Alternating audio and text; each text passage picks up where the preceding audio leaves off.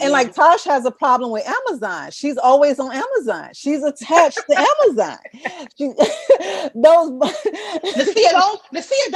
Nasia, because you get packages too.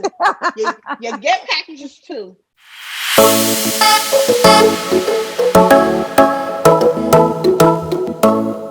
Hey everybody, and welcome back to another episode of Everything in the Kitchen Sink podcast, also known as ETKS podcast. It's your girl Tosh, and I am here with my lovely co-host, none other than Nasia. And there is a third person here with us today, guys. Today we have a very special guest, Miss Finance Hair herself. That's Finance H-E-I-R. And we'll get into inheritance and all that stuff later. But this is my very good friend, Monia. And we just like to welcome her to the show. So welcome, Moni, to the show. Hi, everybody. Thank you for joining us. Yes. My pleasure. So thank you so much, Moni, for joining us. Moni is the founder and CEO of I Teach Finance. Lucy is going to put it here on the screen for us so you could go follow her Instagram pages and all her handles. It's I Teach Finance. So Moni, tell us a little bit about yourself and about how you got into the money, girl. Oh, how I got to where the money resides, right? Where the money reside, where the money reside, where the money reside. Well, hello everyone. I'm so happy to be here in the Everything in the Kitchen Sink. Okay, ladies. My name is Monia. Most people call me Moni or Mo, and I am the CEO of I Teach Finance and Make Dollars Make Sense.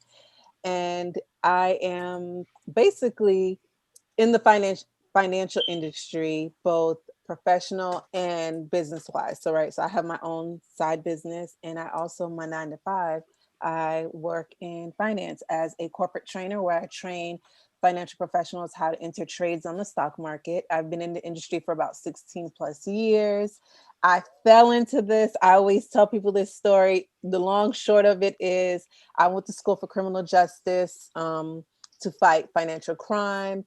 And it did not work out that way. I fell in love. I took a few criminal justice classes, got my degree, and wanted to work for the FBI or the police, whoever would hire me at that point after graduating college, and was working at Citibank, Citi Financial, and just fell in love with the education part of it. I was working for their credit card department, and most of the people calling in didn't know what the interest rate was, had a credit card with a high credit limit, didn't know what it was, and we were on the phone explaining it to them. So I just got a job with Merrill Lynch after leaving Citi, and it took off from there.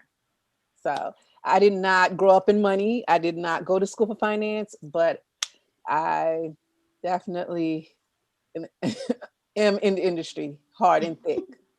Okay. Yeah, so. A long history. I know that's finance. right. So we ain't bringing no fools in front of you, okay? Let that be known. Okay? No. I'm also a customer, a lifelong customer of Make Dollars Make Sense. I Teach Finance. I've had many financial planning, budgeting sessions with Moni, DIY credit repair. And this is not just about, I gave Moni money and she went and fixed my credit. No, Moni said, here's what you need to do to fix your credit. Yeah. And, we have check-ins every once in a while. Well, how are you with this card? And don't get any more cards. And what's your utilization? But yeah, so we asked you guys some questions on our Instagram of what to ask our financial expert. And for the sake of time, because she's a busy lady, okay, we're going to get right into the questions. But before you do, let me just say that. So Tosh is the one that mentioned that she's come to me. People are very personal about their money. I do not share that information with anyone unless you decide to disclose it. I even rarely ask people to do reviews or because I know all of that stuff is personal. And once you are a client of mine, you become family because I'm checking. Tosh will tell you, I'm checking in and I'm like, okay, how are we? Where are we? Mm-hmm. So yeah.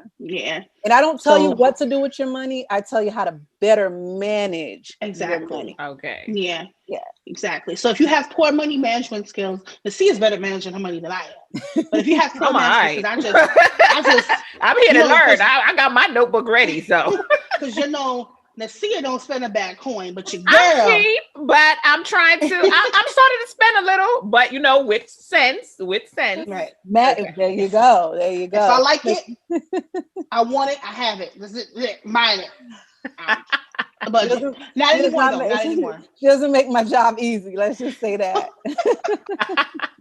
Not anymore. I'm learning. I'm learning. These earrings were dollar and Moni. Okay. All right. Okay. So one of our questions we got from our lovely subscribers, followers, supporters, whatever y'all want to call yourselves, shout out to you, was generational wealth. And what does that mean? Okay, good question. Yeah. Generational Yeah. wealth. So, generational wealth just basically means you keep your money going after you are gone, right? So, generation after generation. So, I'm the millennial generation without telling you guys how old I am. I'm the millennial generation, right? So, that then we have Gen Z, right? And then Mm-hmm. we have what's next? Well, I don't know.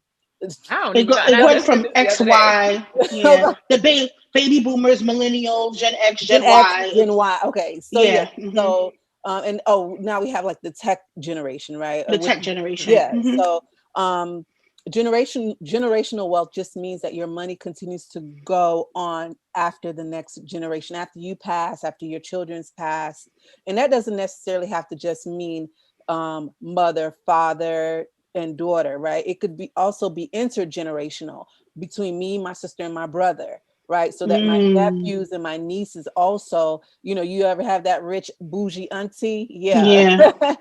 So they're like, oh, I'm gonna take care of this nephew. This is my favorite niece. So we can Okay. also make it intergenerational as well. I So never thought about that. Yeah. yeah, or instead of like grandma, oh, let me put something in for grandbaby. That's generational. Let's make it intergenerational. So like, sister, brother, or aunts and uncles together. If I pass away, then my brother and my sister will be fine. So that's generational wealth. Wow. Like, Yeah. or When I think about the word generation, I think about like grandparents coming down. I never thought about the aunts and the uncles that be out here with the money. Yeah, yeah, and a lot of times, some of them don't. If they don't have kids, that would be good to pass that along, Yeah. right? yeah, So Yeah. I like that. I like that. Get that generational wealth growing. yeah. So Okay. another question is group economics. How do we start a group? What are the ways to execute it? Because we always talk about let's get it together, let's do this, and Mm-hmm. how the other communities always do this. I mean, where do we start? I mean, how do we? What do we do? I don't Yeah. know. Well, let's just be clear. We already started. We've been started, but remember, Tulsa got burned down, right? So we Mm, if anything, we know about group economics and the yeah. African American community, the African diaspora. We know about group economics. My parents are Caribbean descent, and I remember growing up. My mom would only frequent the Haitian, right? The Haitian markets, like even though they're like Mm-hmm. mom and pops, right? But that's where she would go get her meat. She wasn't going to the Cuban markets to go get her meat. You know what I mean? Mm, So okay. I Mm-hmm. firmly believe that we do have group economics. They might be on a minor scale compared to other ethnicities, right? Hmm. So how do we get started? I always encourage people get group economics started within your own family. You can't be out here supporting everybody else if you're not supporting within the family. True. And when I mean family, like if your brother has a sneaker shop, why are you going to Foot Locker? Hmm. Like start supporting within your community, within your family, and then expand out. And how a lot of people do it through susus. I know most people, I've posted about this on my Instagram and my Facebook business page about susus, putting our money together. And one thing I love about, I'll just throw in the Asian community, right? They don't mind living, and even Mexicans, right? They don't mind living in buying a 5 bedroom house, and grandma's in the basement with granddad, sister's on the second floor with her family, and then they get like a third floor with the brother and his family. Hmm. So that's group economics. If you look at it, Mexicans too, they don't mind, you know one car, two families. You know what I mean? So, and I think our community, we respect group economics, but we're so ready to go and spend our money outward wise, to show outwardly that we are where the money resides, or where we have money, that we want to go and support or throw our money elsewhere. but our grandparents are still living with us. If my niece or nephew needed somewhere to stay, they're not going in outside. They're coming to me. They're living with me. Mhm. So I know our people do group economics. It just may not look like what it looks like to outsiders, but we Mm, do it. I that hope that makes answer, I sense. hope that answered their question. Yeah, absolutely, But yeah. absolutely. Yeah, definitely. I didn't think about when you talk about you brought up a good point about the housing situation. You know, why should four different families be paying rent elsewhere when we could all be living under one house and just paying one mortgage? And yeah, very, very true. And then Okay. if you need to ever sell the house, everyone gets Hmm. a portion of it to go buy their own. You get that equity. You go out. Yeah. Everyone has enough money to you pay the house off sooner. So this is what the gist of it is, right? And I'm not saying everyone go live with their family because sometimes it's best to just stay apart. God knows. We're all about self care here. We're all about self care and Right. mental wealth. Yes, So, yes, mental health, mm, absolutely. So what I'm saying is you pay off the home quicker. That's equity, right? Because it's an investment. You get that money, and say you come out with $100,000. No one's in debt, right? So everyone in the Mhm. house, they working and they're saving their money. They have hundreds and thousands of dollars saved in the bank. They could walk out of that 5-bedroom mini mansion and go and buy them a house cash. And working in my field, Asians, right? They don't buy anything on credit. They walk up into a car dealership and say, uh-uh. I want that $30,000 Toyota and I'm paying cash. They walk into a realtor and they say, I want to buy this house. I'm buying it $120,000 cash because they practice group economics for the temper. And see, their mindset is long term, right? So they'll do a Mm, temporary sacrifice for a long term benefit. mm. Mhm. And That I makes think a lot of sense. and I think that's where a lot of our people where we kind of fall off a little bit because we're not willing to look a certain way or deal with a certain thing for a temporary amount of time in order to get a long-term benefit. And what do you Okay. think about? Because it kind of goes with this question, another question that we Hmm. had, like investment club, like investing with friends. And so maybe you can't mess around with your family, you know what I mean? But maybe you can't do certain things with them or whatever the situation might be. But what about like starting an investment club? How do you do that? How is that a form of group economics too, as well? And I think my friends are my family. So when I say family, family could be friends, pets. Okay, maybe not pets, child. Yes, pets too. Maybe, Pets too. okay. We like our furry friends. Yeah. Okay, sure. Okay, furry friends. But investment clubs, absolutely. Get someone in there who knows what they're doing, who's knowledgeable, who is willing to do the research, right? So I do have investing workshops quarterly. I'm trying to see if I could do them monthly. People got to show up. If they don't, then I can't do them. But Mhm. investment clubs are amazing because you could pull your money together and you guys could put. So if us three decided to start an investment club, we can set, okay, it's a minimum of $100 to come in. You have one designated person to actually manage, not manage it, but just look after it. A person who's knowledgeable to look after it or look through it, keep track of it. And every month or based on however the club agrees, every 2 weeks, there's a $50, $100 or $200, going in to buy more shares.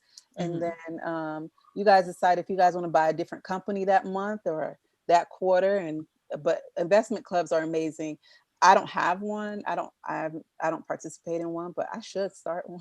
I know that'll be dope. Well, sign me up. Sign Sign me me up, up. Odie, when you're ready. Let us No, know. but see, As because long as the as long as people it's that $100. The $100 I can do. I can't do. no, because some people they're emotional. And my issue with that is emotional investors. I can't deal with the emotional money You have to people. see it out. You can't just put your $100 in today, expect to be $500 with you tomorrow. Mhm. That and then you can't expect if the market goes down, you bum rushing me and calling my Yeah. phone and be like, yo, get me Get out the there money now. out. Get the money out. Like, look, if you can't stand, and this is advice that I give across the board to even personal Hmm. clients, right? If you can't stand to lose it, don't invest it. Like seriously, if Hmm. you knew that you lost $1,000 today and you're going to be on somebody's ledge tomorrow that we got to Yeah. call the SWAT team to come get you off, then Hmm. don't put your money in there. At this point, Absolutely. just be like, if I lose it, it's just a lesson learned. I'm a, Yeah. come back harder next time. But typically, I'm never going to allow you to go into something that you're going to lose. But the market is not. guaranteed. This ain't the It's bank. volatile, especially now, especially during this climate. No one can, anyone going into investing right now, I would think within the next couple of years, you're in for a ride. You're in Mhm. for a ride Yeah, because yeah. it's telltale. And if I mean Moni's the expert here, but I know I'm always checking on my 401k. Don't check it. Don't check your Don't, 401k. Just don't, leave it alone. Because I've been checking don't. mine and every day I'm like this. Yeah. don't don't check Yeah, it. people just get so emotional. They'll call Yeah. you and they're like, "Oh my gosh, I got to get out." Yeah. Your $50 is fine. It might have gone down to $49. It'll go Yeah. back up, and then the moment it's 52, these are the same people calling me. Thank you for letting me for talking me off the ledge, and Yeah. I'm like, oh God, Economics. The people want to know how are we getting this money, and so we have a question on manifestation. yes. Manifestation. What is money manifestation, and does it work? Good question, girl. Okay, how does money manifest? So the question is, how does money What is manifestations it? work? What is it? What is it? And how does it work? What is it, and how does it work? Well, okay, so anything you manifest out loud on paper, personally to yourself, is something that I feel like it keeps you accountable or holds you accountable, right? So Mm. it sets a mental reminder that this is what I'm after. It is achievable as long as I put in the work, right? Put in the action to achieve it. So money manifestations, I would like to be debt free. Let's just roll with debt free, because a lot of us are carrying on a burden of student loans. And when I say a burden, I'm not talking about a couple thousands. I know people who are Mm. hundreds and thousands of dollars in Mm. student loan debt, who are not doctors, who are not lawyers, right? We're talking about Mm. just regular blue collar trades. Um, so when you manifest that you want to be debt free, it's not just as, oh, okay, I want to be debt free. I am deserving of not being able to travel the world. I'm Mhm. able to save money. I'm able to Mhm. live in a home that I purchased without allowing my student loan debt to hold me back. And Mhm. once you say that, then you set out certain actions, you put certain actions in place so you can achieve that manifestation that you put out there. You can't just, it's not just enough to want to be debt free. All right. Yeah. So you can't just It should manifest. be enough. Yeah, no, you gotta do the work. Yeah, it's not enough to just say I am rich. Okay, right. And so are all of us. We're rich in blood, we're rich in in family, we're rich in Hmm. friends. But what about your money? Right? Is your emergency savings up to par? I always tell people 3 to 6 months. 6 months is a stretch because it's a little almost I don't know, a little bit challenging to think, oh, I got to have 6 months worth of savings saved. Yeah, yeah, And I can't do that. So I always say start with 3 months. Once you see those commas and those zeros start to add up, it encourages you, right? So you've yeah, manifested that, but you've also put in action. So money manifestations is, I want to be debt free. I want to have enough savings. I want to be able to travel and not have to use credit. I I, I am a 800 score club member, so Claiming it. claiming it. yes, claim it. Which I'm Yeah. no longer an 800 credit score club member, but that's a whole nother live. But we're working on that. We're working on that. So, Yeah. and that's why, just piggyback off that real quick. That's why I teach DIY credit repair, because life Hmm. is a cycle. Credit is a cycle. I was a 823. I'm just going to give the long short of this story, right? Hmm. I was a 823. I am currently in Florida, and I've been here for a few weeks, and I had some lab work done a year ago. And because the scam likely, I don't know if y'all get scam likely calls. I thought it was Yeah. Yeah, not all the normal. time.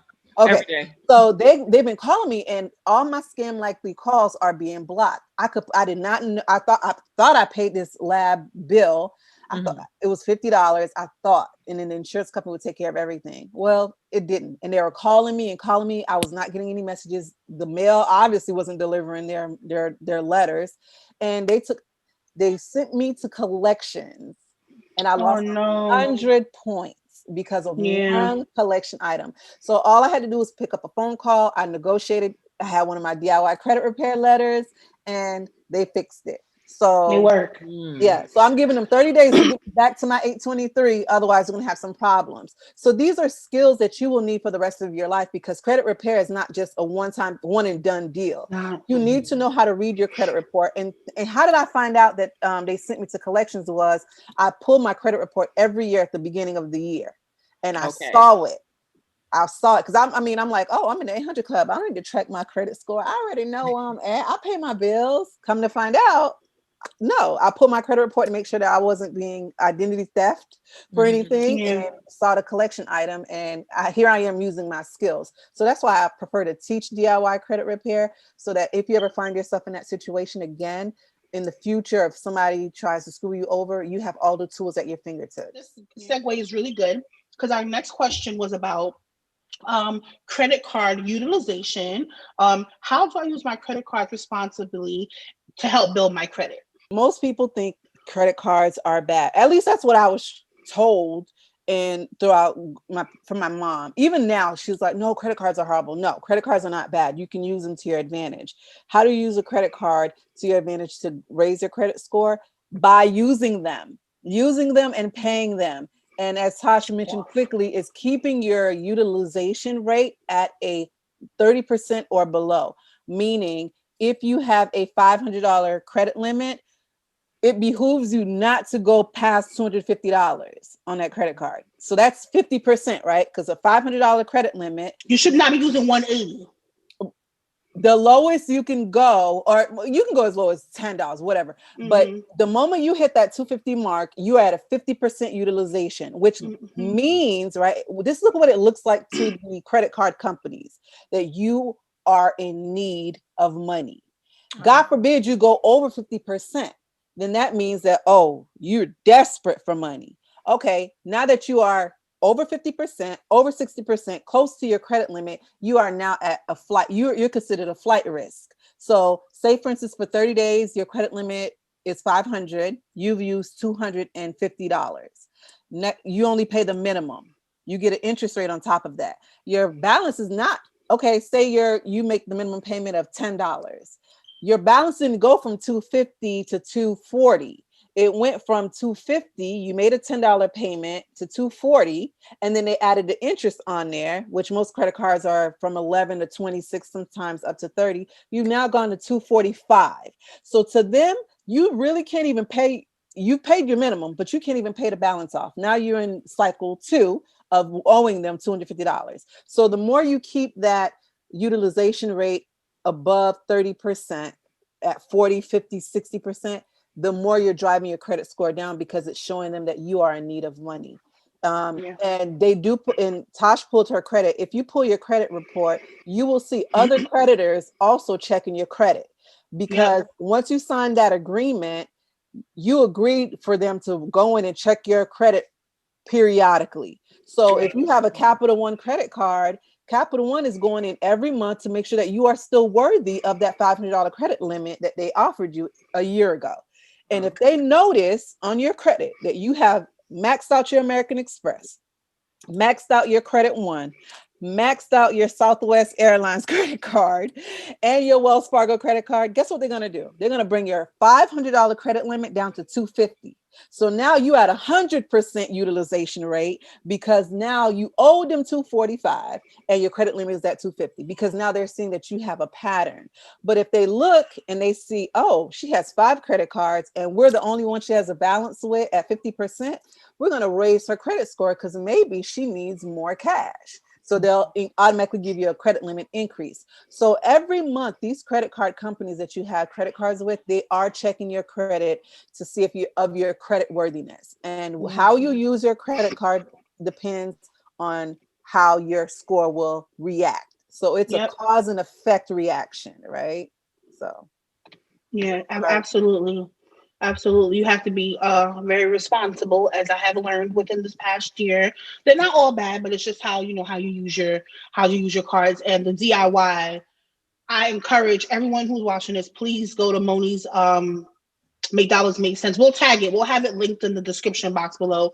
Please go and sign up and to have a sit down with her. I put my name on it. It is so worth having that 30-minute or 45 minute. For us, it was 6 hours, but that's another show. It is so worth it because it opened my eyes to even things like I had said to Moni, like, well, I have a card and it's not on my credit report, so they're not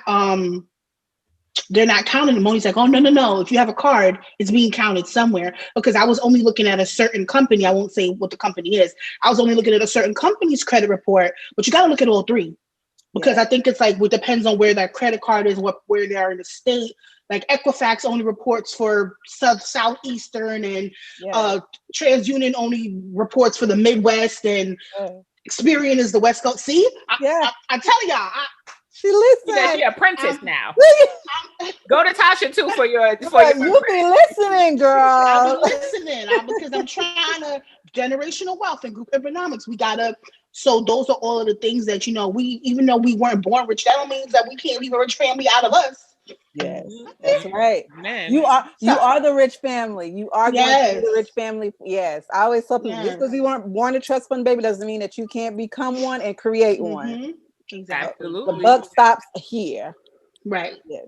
The debt stops here. No, but that's a very good point, Tosh, that you made about pulling all three credit reports, right? Because most people, they view their credit score via Credit Karma, credit wise with their bank, so forth. Right. And they're most likely pulling only from TransUnion or Experian.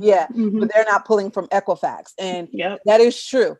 You could pull all three credit reports and all three of them be completely different and have three different scores. And the reason is because there are companies that report to certain credit bureaus based on their geographic locations, right? So Equifax is based on the eastern states. So if a corporation is based out of Minnesota, Michigan, Lord Jesus. No, Minnesota, because that's where Target is, and we weren't seeing Target card because it was in Minnesota. That's where, exactly. There you go. So you probably won't see Target on all three of your credit reports because Target is based out in Minnesota. If it's a Chicago, which is Midwest, you probably want to appear on an Experian because Experian is more on the West Coast. So so it all depends on where that company's corporation and who they report to. It may not appear. So always pull all three. And where can you go and get those credit reports pulled? With the pandemic going on and everything, you can pull all three credit reports and even get your credit score for free at annualcreditreport.com. Again, annualcreditreport.com or freecreditreport.com. Those are the two places I typically go.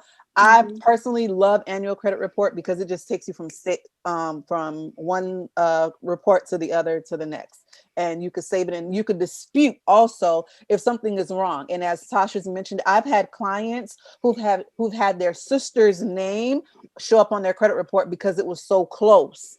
And because I think, was she a twin or was she just born like a year or a few months so close to her sister's age? And so me and her had to literally dispute, and I thank God they were able to remove it from all three credit reports. But your address could be wrong. They might have the wrong employer. If you're a junior, they may have seniors credit stuff on there. So pull all three. Yep. Okay, well, thank you so much. That's good information. I have to start writing down my stuff. Yes, girl. I help you. I'm the apprentice. Yes. I hit up you and then I hit up the apprentice. Maybe. So, the next question we have is streams of income. How do I add different streams of income? Everybody's talking about streams of income. I'll get your money up where the money resides. That is going to reside in all these streams.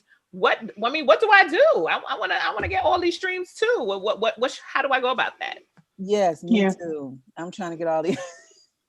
Listen, how do you get, to be honest, I don't subscribe to the notion that everybody needs to have a side hustle. I don't everybody needs to be a business owner.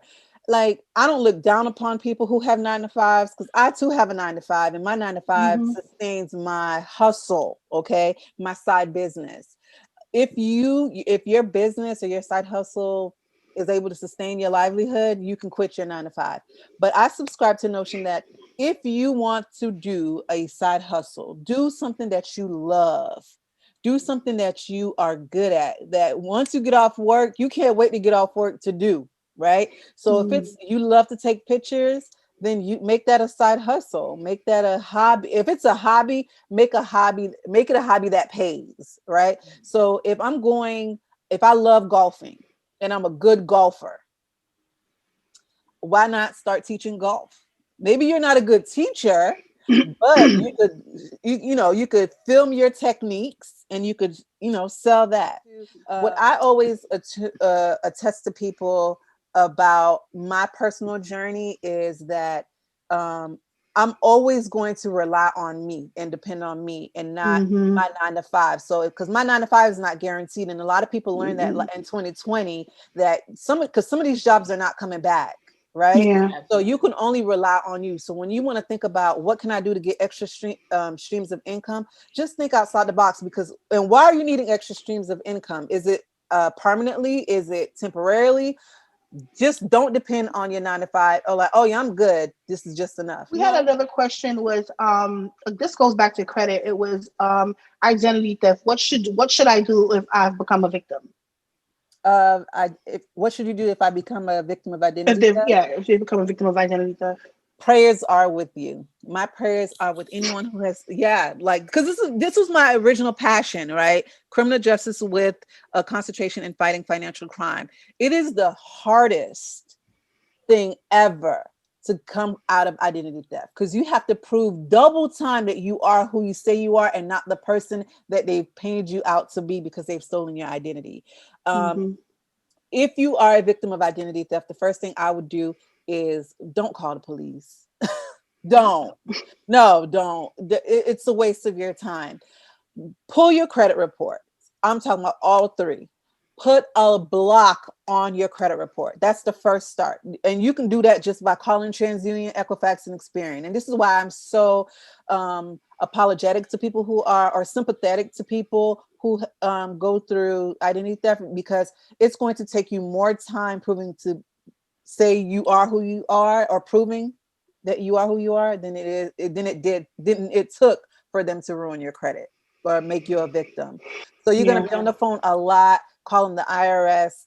You will eventually file a police report, but that will all come after you've contacted all three credit bureaus and put a block on your credit report, contacted the IRS, file a report with them, because the IRS has their own police. That's why I tell people, don't call 911, Mm. don't go to the police station. They're not going to do anything. They're going to refer you to the Internal Revenue Service so that they can their investigate.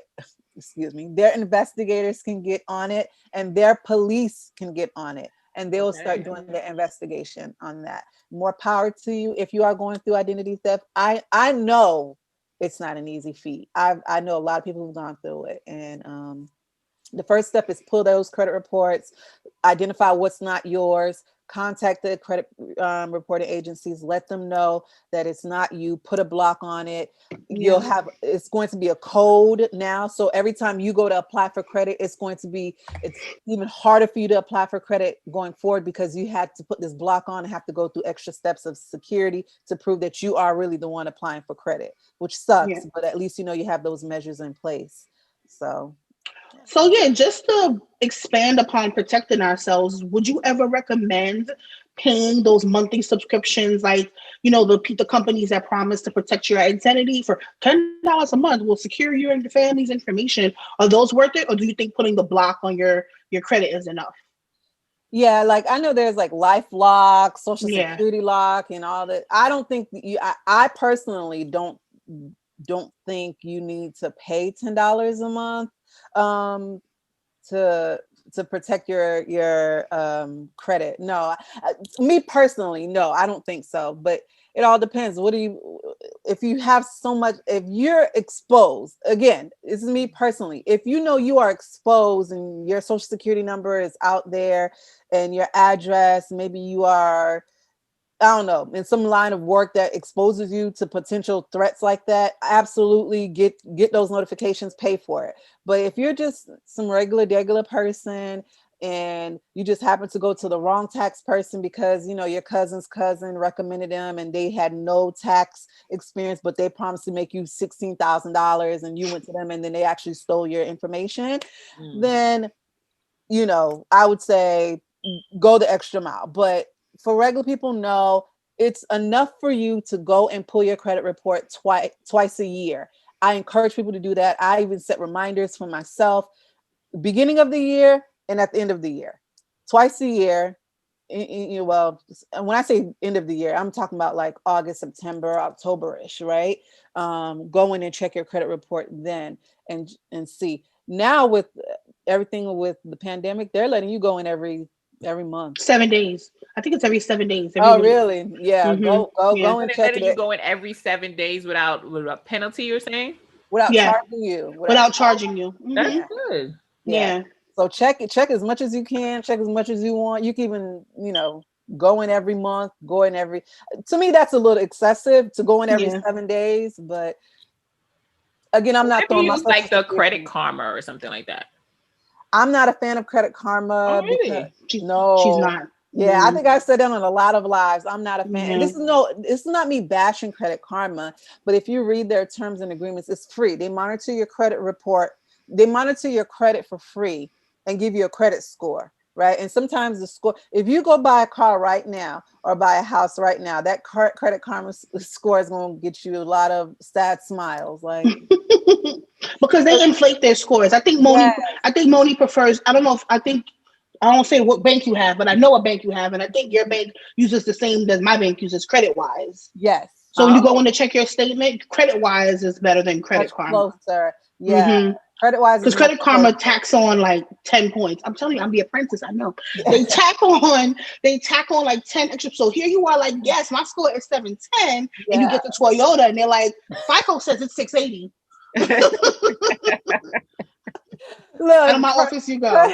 Credit Karma will be gassing you up, and you'll be It's looking true. like boo boo the fool. It's true. And the thing about Credit Karma is the reason why they're collecting data and they're selling it. That's why it's free, right? They're collecting all of your data, so they're able to sell it. So all those credit card offers that you're getting in the mail, Credit Karma has sold your information out for millions of Yeah. dollars. oh Your wow. credit recommendations, like you've been Yeah. pre-approved. Yeah. Just So because all that's what of they that. do. Yeah. Yeah. And Credit Karma is watching everything that you're doing. So if you open a new account, if you say, for instance, you had your credit check for a car because you're in the market for a car, Credit Karma will Mhm. send that information all over to any car place, and then you'll now Yeah. start getting these. Oh, we saw that you're interested in the car. Well, how did Car. you Yeah. know that? You wondering Yeah. what's going? Yeah. Maybe they're all a scam likely is going on. Now that you say that, I want to start. Got to start rechecking and Exactly. checking now. Yeah. So yeah, I Okay. say so use credit wise. Go to So there's so many other platforms. I mean, if you use Credit Karma, by all means, go ahead and do it. I mean, it's free. I don't want you to pay for anything. If you know me, I don't want you being charged anything. Mm-mm. But yeah, so if But better, most of course, banks, well, your yes, bank, if you have a financial institution anyway that you bank with, they have their own credit monitoring. And yes, I would think that your bank would be a best bet because you're already their customer anyway. yes, So, yes, I that's what I do now. I used to do Credit Karma religiously, but I just go with what my bank says. yeah, yeah. Okay. Yeah. Makes sense. Makes sense. Okay. Lisa is like, let me write that down. Yeah, Yeah, that's child. I'm I here to got learn. you. I'm here to learn from I the got you, master and girl. the apprentice here. Yes. Because I would Look, listen. We could. People want to know, how should I start investing? Everyone's talking about investing and a million ways to invest, Hmm. and this person is basically wanting to know from the basics. I only work. What do I do now to invest? Yeah. okay. So the quickest way to start investing is through your employer, right? So if you have the quickest and most easiest way to start investing is through a 401k, a TSP, which is a thrift savings plan, a 403b if you're in a nonprofit or working for a hospital or a school or a church, or an IRA, right? So a lot of companies offer IRAs too.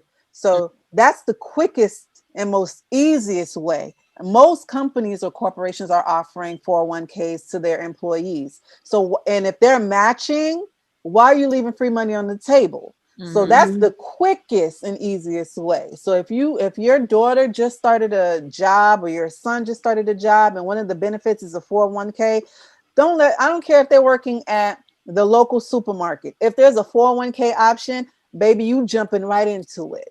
And if they're Mm-hmm. giving you a match, if they're matching up to 6%, guess how much you're contributing out of each paycheck? 6%. Uh, Now, if you want to do more than 6%, go ahead and do so. Jump right on it. But what I feel like is if you can go up to 6%, that means for the year, there's 12% coming into your retirement account. Six from you, six from them. If you really want to put in 10%, don't put all 10% into that 401k.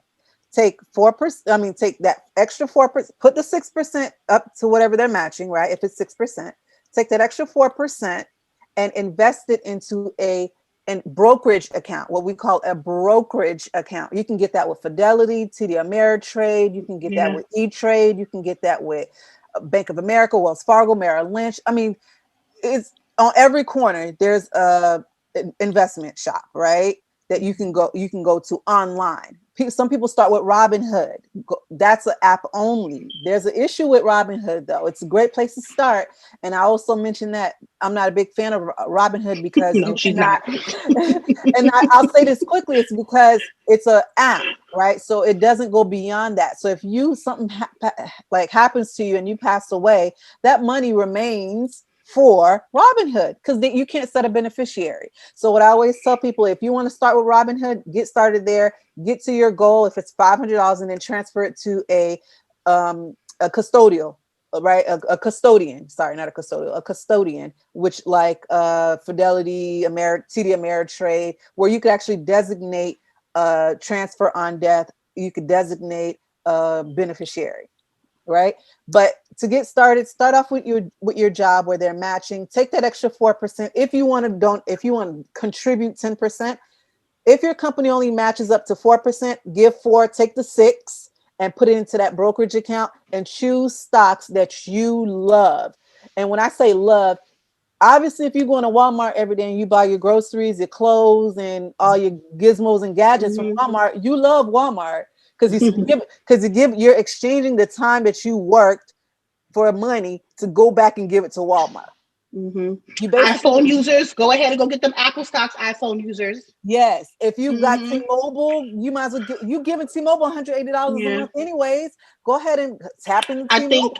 I think one of the lessons. I'm sorry, I keep going back because I'm a customer and I could, Yes, I have that's my what testimony. But I think one right. conversation we had was one of our come to Jesus talking off the ledge moments was I came to you and I was like, Monia, I need Mac has something brand new and I need it and I have to buy it. Moni, tell me why I don't need it. And you said, well, send me a picture of it. Let me see what it looks like. And I sent it to her and she said, well, that's pretty. But she said, Tasha, let me ask you a question. Do you have Mac stock? And I was like, no. She said, well, the money that you're going to go take to buy this item, why don't you put it in the Mac stock? And I was like, I ain't call you for this. But but it made me rethink about, how I spend. And, when Mac go up, I go up. So, And that's then right. and to answer that question about investing, um, uh, people don't realize you can get paid to invest, right? mm-hmm, Which is what they call dividends. So, like, let's just take Coca-Cola, for example. If you know you love Coca-Cola and you love drinking Coca-Cola, you buy their stock some companies pay dividends every month, some pay them every quarter. You can literally make 50, depending on how much money you invest, 50 to thousands of dollars every quarter just for investing in a company because you've invested in them, so they're mm-hmm, trickling down the profits down to you in forms of dividends, so then you could turn around and go get that MacBook and it didn't cost you nothing to get it because this is money that you invested in a company that you own. They paid you. yeah. So your money basically made money for you to go and buy the product of the company that you own. Yes, definitely. Microsoft of dividends. I mean, I got a whole bunch in there, Yeah. but I like my little change that I I get know that's right. Yeah. every little while. So Yeah. shout out And to like, the dividend crew. yeah, and Yeah. like Tosh has a problem with Amazon. She's always on Amazon. She's attached to Amazon. She, those Nasia, don't Nasia. Because you get packages too. You get packages too. so A why word. I was just laughing. so why aren't you? And you know what? and I know a lot of people this is what I get all the time when I have these workshops, and that's my passion project. I don't make any money off these workshops, to be honest, because I do free consultations afterwards, because I literally walk you through setting up your account, choosing your investments, and that's a consultation, right?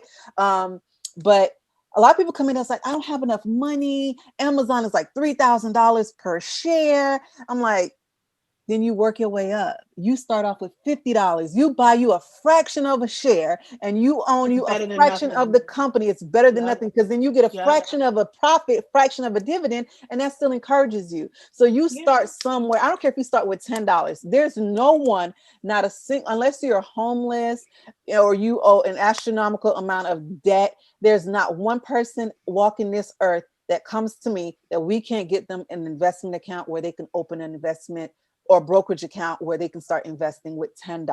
We know there's $10 stocks. You could start with Dollar Tree. You could start with Family Dollar. Like, there's just so many companies that you can invest in that are quality companies with just a little bit of money, as long as you get started. This is all about getting started, basically. That's it. Push yourself out there. Don't let the numbers intimidate you. And it's not a rich man or woman's game. It's a patient person's game.